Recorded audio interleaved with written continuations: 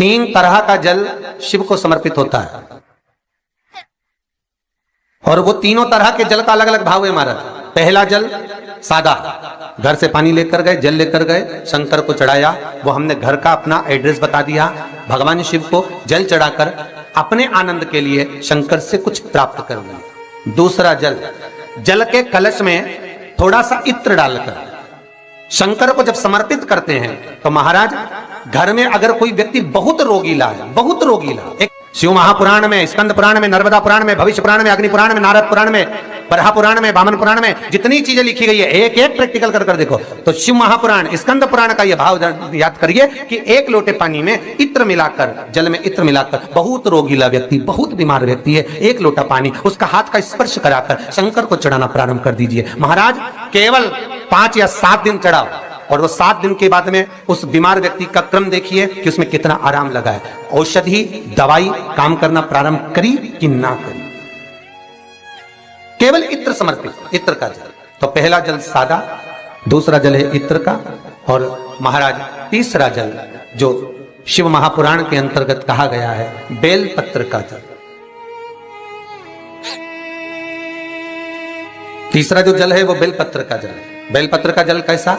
तो महाराज शिव महापुराण की कथा कहती है कि जल के पात्र में एक बेलपत्र अंदर डालकर उस जल के पात्र को ले जाकर शिव को समर्पित करना, अर्थात अपनी मन की कामना भगवान शंकर से कह देना।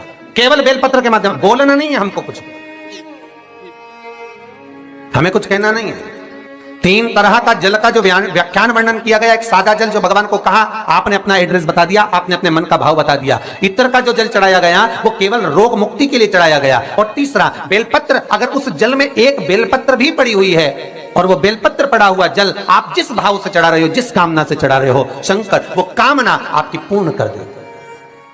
और लिंग पुराण को अगर आप पढ़ेंगे तो उसमें पाएंगे कि लिंग पुराण के अंदर लिखा है कि आप शंकर को अगर जल भी नहीं चढ़ाएं, आप शंकर को वस्त्र भी नहीं चढ़ाएं, आप शंकर को फूल भी ना चढ़ाएं, आप बेलपत्र भी ना चढ़ाएं, अगर शंकर को आपने कुछ भी ना चढ़ाया तो केवल शंकर के मंदिर में 2 क्षण जाकर उस शिवलिंग के सम्मुख में बैठ जाओ, कुछ मत बोलो, केवल मौन होकर उसको निहार लो, केवल मौन होकर निहार लो। बहुत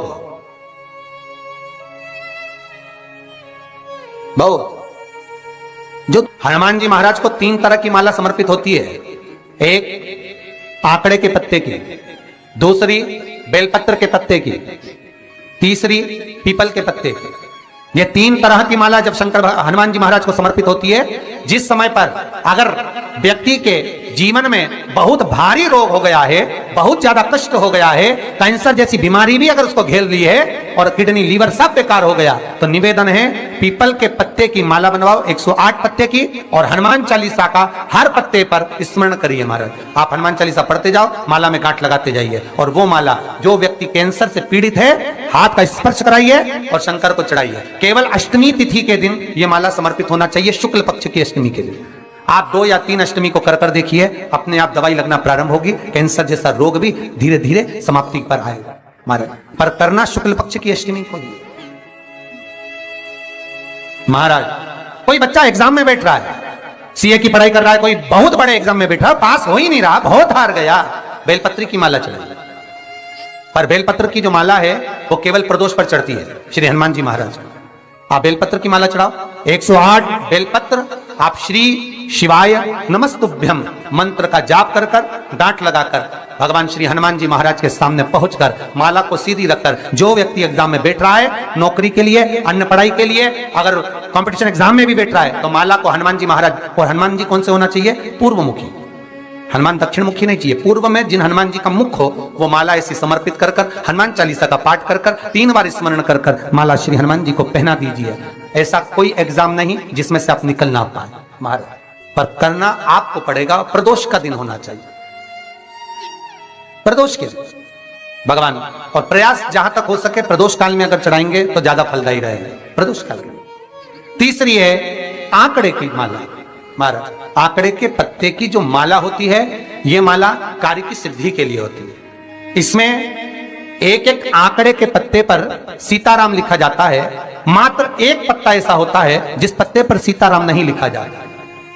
108 पत्ते में से एक पत्ता बस उस पत्ते को हथेली में रखकर उल्टा हाथ आपको रखना है और अपनी कामना कर कर उस पत्ते को बांध देना है।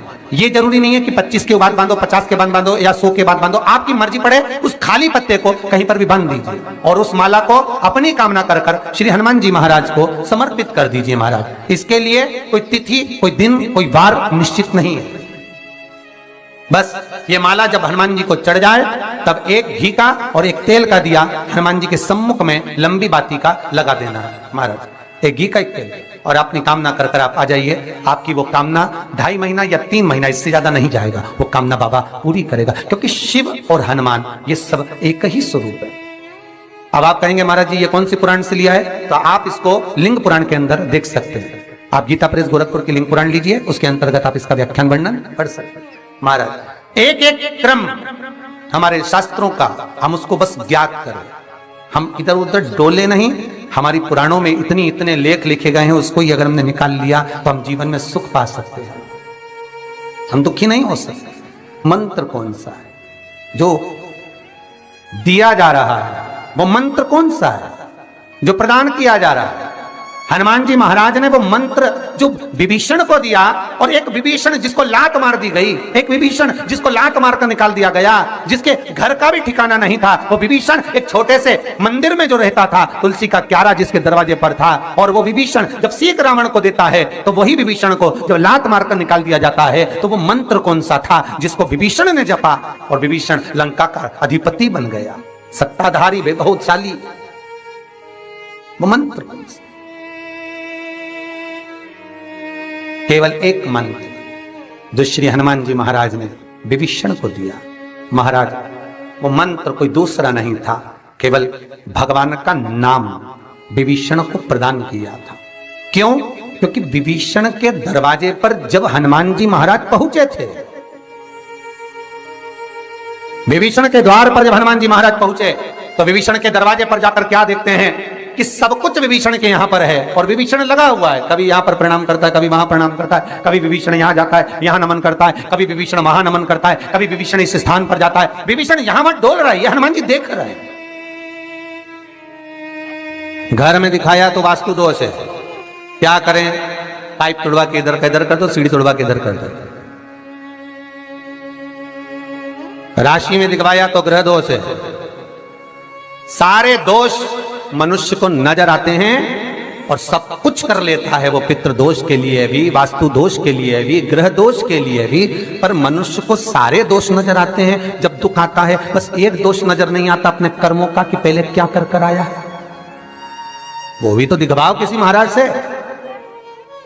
महाराज जी बोल देंगे पितृ दोष है, महाराज जी कह देंगे वास्तु दोष है, महाराज जी कह देंगे ग्रह दोष है, महाराज जी कह देंगे ये दोष है, पर महाराज से एक दोष अपने को अपना छाटना है कि मेरे कर्म का दोष कौन सा है। मैंने पत्रिका दिखवाई, महाराज जी ने कहा वो भी करा, मैंने ये उन्होंने बताया वो भी करा, मैंने ये व्रत करा, मैंने वो उपास करा, अपने कर्म का दोष भी तो देखो कि दोष कौन सा है। दरवाजे भी बदल दिए, सीढ़ियां भी बदल दी, वास्तु शास्त्र वाले को बुलाकर घर भी बदल दिया, 50 बार मकान भी बदल दिया, सारे दोष हमने देखे, पर भीतर का दोष नहीं देख पाए कि हमारे कर्म का दोष क्या है। जो पूर्व में कर कर आए हो वो कर्म का भोग मनुष्य के शरीर में भोगना पड़ेगा, और मनुष्य का शरीर मिलता ही काय के लिए है? एक भगवान का भजन करो और दूसरा कर्म का भोग भोगो, इसके सिवाय है ही क्या?